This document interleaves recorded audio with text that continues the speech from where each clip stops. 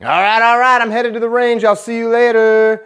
Range day. You know what? I got my bag, but I better, oh, hey guys, I better make a list so I don't screw this up. I need a helmet, body armor, body armor. I need thigh rig. Yeah, thigh rig. I don't even know what the frick a thigh rig is, but I need a thigh rig. You know what? So we don't screw this up, I think we should head to the vault. Let's go to the vault. Come with me. All right, Vaultilius Maximus. Got multiple bags here. Ear Pro, magazines, Eye Pro, timers. Let's start talking body armor, action, Defender armor. This stuff's freaking great. Helmets upstairs. You know what? Let's be honest. Other than real chaotic violence like what we saw in America, I don't need to train with this every day. I need to know how to use it if I'm going to own it, and I do. I train with it from time to time. I train with it just like I would train with a fire extinguisher. You know how I should train? Oh, yeah, I should train just like how I'm dressed, just like how I walk around the world, just like how I go shopping, just like how I go to church, just like how I go out to dinner, just like how I go to the gym, just like how I leave my house or am at my house every day. Why? Well, because that's probably how violence or calamity is going to find me, just how I live. You know what? I think we should take this conversation to the gym. Let's go to the gym. Come with me now, won't you?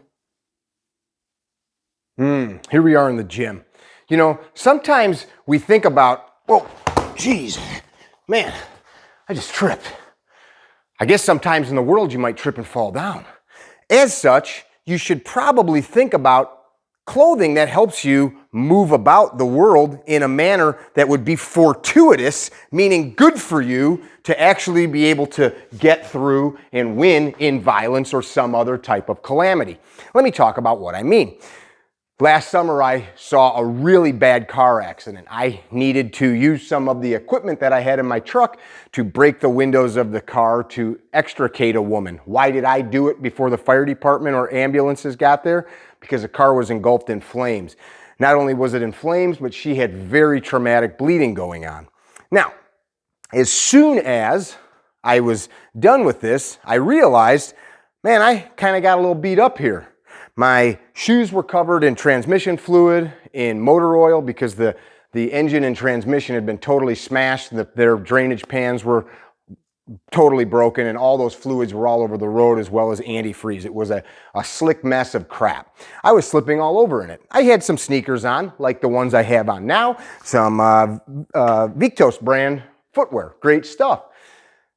Had I had on men's dress shoes or something else of that nature, it would have been a lot worse. Now, here's the problem. There's guys that say, never wear flip-flops or some other type of clothing that you can't run, fight, and do all those things in. I would never suggest that we diminish the value of our life because of highly unlikely variables, but I want to go back to that.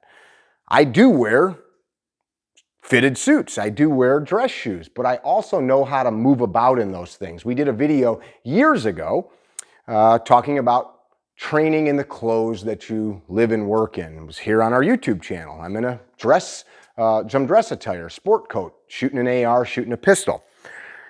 There is a trade-off. My wife loves sexy lady shoes. She cannot climb, run, or fight. She says she can, but she's not going to be able to move as well as she could if she had on hiking boots or some other sneakers.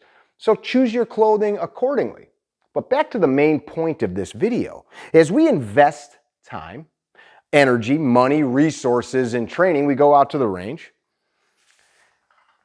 and we think about, why are we here? What are we getting out of it? And oftentimes, seems like a lot of people go to the range without a clear vision or picture of why they're there. You know, I have had the pleasure and honor of training literally thousands of people coast to coast into Canada, south down to Florida, and all points in between. You see the videos and stuff that we post. I'm honored to do it, and I've also been the student of many an awesome instructor, as such, seeing many other people training. I have partaken in thousands and thousands of hours of formal training. Notwithstanding things like jiu-jitsu or boxing or other things like that I also would consider training, but just range stuff I'm talking about. And in that, I see this huge disconnect of people that show up with gear that is awesome, high quality, cool stuff, but that gear does not support how they live. And I talked about this a little bit when we were back in the gun vault. I talked about this at the beginning here, and now I want to bring it full circle. What problem are you trying to solve? For me, the problem always is the same. Me and mine, or any other innocent person that I choose to intervene on their behalf, is going to win because I have prepared myself to do the right thing at the right time, as Super Dave says. Doesn't always mean drawing that pistol. It could be rendering medical aid. It could be, pardon me, retrieving a high quality fire suppression device, such as this extinguisher. I want to tell you a quick story about fire extinguishers, or really about fires in general. This is a light commercial. This is what you'd see like in an office building or something like that, and this is what we keep around Carry Trainer Central. It's what I have at home. This is in every floor of our home, and they're all over the office here. Not all over, but in any area that they need to be in. Why? Well, that story I told you about the car fire, that's legit. I did not have a big enough fire extinguisher to put that out. I've seen a car burn before. I had a work van years ago light on fire from a power short somewhere under the hood, and I'm throwing tools out onto the road because literally all the rubber and things like that under the hood lit on fire. Even the fire department couldn't put it out. Eventually it's like step back and let it burn. A friend of mine had gotten home from work the other day. I'm not going to tell you who he is because he's a social media figure, and he doesn't want people to know about this yet because his family's grieving. He came home from work, was taking a shower, parked his newer truck in the garage, and some type of electrical short, I'm surmising, caused a fire in the garage. That truck lit on fire. His wife yells to him, "Honey, the garage is full of smoke."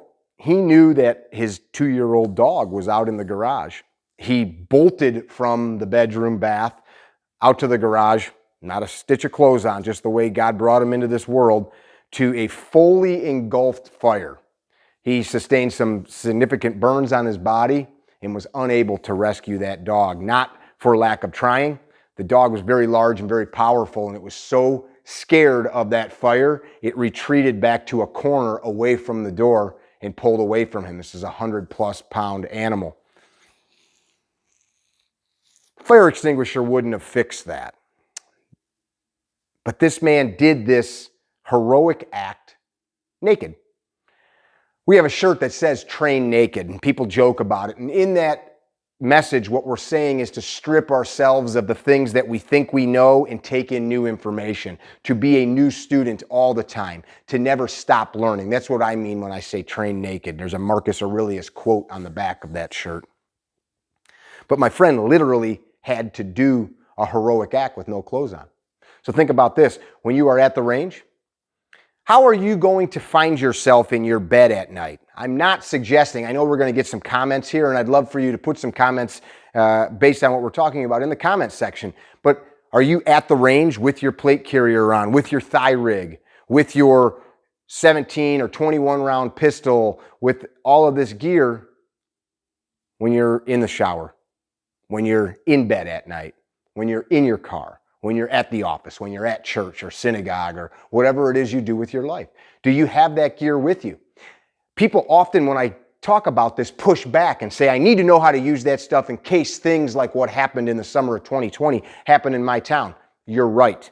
Just like you should know how to use a fire extinguisher. My friend's house did not burn down, even though his pickup truck was completely destroyed.